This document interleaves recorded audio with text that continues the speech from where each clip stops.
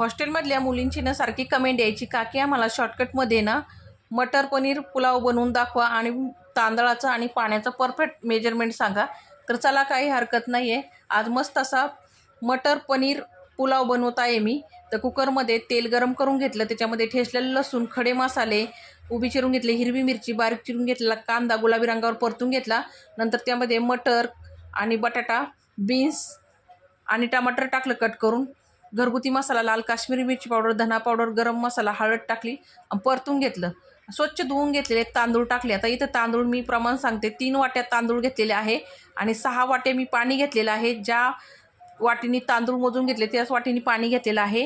बारीक चिरून घेतलेली कोथिंबीर, चवीनुसार मीठ, फ्राय केलेलं पनीर टाकलं, झाकण देऊन एक शिट्टी काढून घेतली.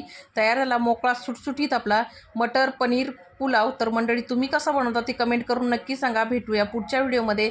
धन्यवाद.